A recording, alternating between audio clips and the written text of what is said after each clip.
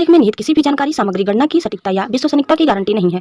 विभिन्न माध्यमों, ज्योतिषियों, पंचांग, प्रवचनों, मान्यताओं, धर्म ग्रंथों से संग्रहित कर ये जानकारी आप तक पहुंचाई गई है। हमारा उद्देश्य महज आप तक सूचना पहुंचाना है। इसके उपयोगकर्ता इसे महज सूचना समझकर ही ले। इसके अतिरिक्त इसके किसी भी उपयोग की जिम्मेदारी स्वयं उपयोगकर्ता की ही रहेगी। नमस्कार दोस्तों, स्वागत है आप सबका आपके चैनल जी जायसवाल अद्भुत ज्ञान गंगा में। दोस्तों, बुधवार व्रत की कथा, पूजा विधि, आरती और महत्व के बारे में आइए आज हम जानते हैं। दोस्तों, धार्मिक मान्यताओं के अनुसार बुधवार का व्रत रखने से भगवान गणेश की कृपा बरसती है। आइए आज हम व्रत की विधि, कथा, आरती और मंत्र के बारे में जानते हैं। दोस्तों, आगे बढ़ने से पहले आप इस चैनल में नए हैं तो प्लीज इसे सब्सक्राइब कर लें। वीडियो को अंत तक देखिए। हमारा यह वीडियो आपको कैसा लगा कमेंट बॉक्स में जरूर बताइए। हिंदू धर्म में बुधवार का दिन भगवान गणेश को समर्पित किया गया है।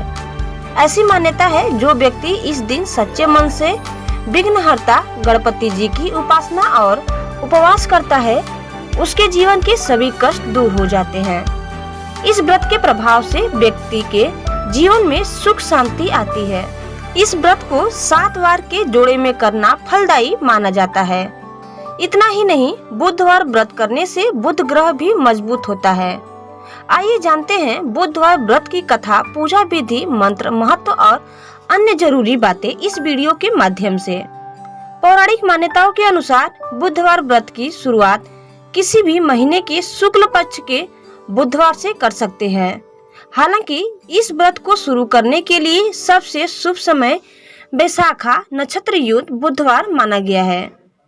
इस व्रत का पालन 7 या 21 बुधवार तक विधिवत करना चाहिए। आखिरी व्रत वाले दिन नियमानुसार उद्यापन करना चाहिए। ध्यान रहे, पितृपक्ष में इस व्रत की शुरुआत न करें। एक समय की बात है, समतापुर नगर में मधुसूदन नाम का एक व्यक्ति रहता था। उसका विवाह पास के ही नगर बलरामपुर की रहने वाली संगीता से संपन्न हुआ। वह दिखने में सुंदर और सुशील थी। एक दिन मधुसूदन अपनी पत्नी को लाने के लिए ससुराल पहुंचा। वह उसी दिन अपनी पत्नी को विदा करने की जिद पर अड़ रहा था, लेकिन उस दिन बुधवार था। पत्नी के घरवाले समझने लगे कि बुधवार के दिन यात्रा करना अशुभ होता है, पर वह नहीं माना। संगीता के घर वालों को उसे बुधवार के दिन ही विदा करना पड़ा। इस तरह वे दोनों बैलगाड़ी में बैठकर जाने लगे। कुछ दूरी तय करने के बाद रास्ते में बैलगाड़ी का एक पहिया टूट गया। फिर दोनों गाड़ी से उतरकर पैदल यात्रा करने लगे। इसी बीच संगीता को प्यास लगी। तभी मधुसूदन पानी लेने गया। जब वह पानी लेकर लौटा तो हैरान रह गया। उसने देखा कि उसकी पत्नी के साथ उसका कोई हमशक्ल बैठा है। पास जाकर उसने हमशक्ल से पूछा कि कौन हो। इस पर उस आदमी ने कहा कि उसका नाम मधुसूदन है और वह संगीता का पति है। इस पर मधुसूदन भड़क गया और बोला कि ये झूठ है। असली मधुसूदन तो मैं हूँ। मैं संगीता के लिए पानी लेने गया था। इस पर हमशक्ल ने कहा कि वह तो पानी लाकर संगीता को पिला भी दिया। अब इसमें संगीता के असली पति होने को लेकर झगड़ा होने लगा। तभी उस नगर के राजा का एक सिपाही वहां पहुंचा। उन्होंने संगीता से पूछा कि उसके असली पति के बारे में सवाल किया। तब वह खुद दुविधा में थी। इस पर संगीता ने कोई जवाब नहीं दिया। फिर सिपाहियों ने उनको राजा के दरबार में पेश किया। पूरी कहानी सुनने के बाद दोनों को राजा ने जेल में डालने का आदेश दिया। घबराया हुआ मधुसूदन इसके बाद बुधदेव को याद कर उनसे क्षमा मांगने लगा। इसके बाद वहां आकाशवाणी हुई कि मधुसूदन, तुमने संगीता के घर वालों की बात नहीं मानी और बुधवार को यात्रा किया। तुम्हारे इस अड़ियल बर्ताव से भगवान बुधदेव काफी नाराज हैं। उन्होंने ही ऐसी दुविधा पैदा की है। तब मधुसूदन ने नम्र आवाज में कहा कि हे महाराज, उससे बड़ी गलती हो गई। वह आज के बाद से कभी भी बुधवार को यात्रा नहीं करेगा और हमेशा बुधवार के दिन व्रत भी रखेगा। क्षमा मांगने पर बुधदेव को क्रोध शांत हो गया। भगवान ने फिर मधुसूदन को क्षमा कर दिया। राजा के दरबार में मौजूद उसका हमशक्ल भी गायब हो गया। बुद्धदेव की कृपा से राजा ने फिर मधुसूदन और संगीता को विदा कर दिया। राजमहल से जैसे ही वे आगे बढ़े तो रास्ते में बैलगाड़ी भी सही सलामत मिल गई। दोनों एक साथ खुशी खुशी अपने नगर लौट आए।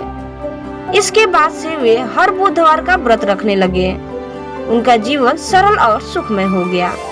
उनके कामकाज में भी उन्नति हुई। बुधवार के दिन सुबह जल्दी उठकर दोस्तों अपने सबसे पहले घर की सफाई करना चाहिए। फिर स्नान करके हरे रंग के कपड़े पहने। इसके बाद भगवान गणेश की पूजा करें। भगवान गणेश को धूप, दीप, कपूर, चंदन और फूल अर्पित करें। भगवान गणेश को दुर्वा घास अवश्य चढ़ाएं।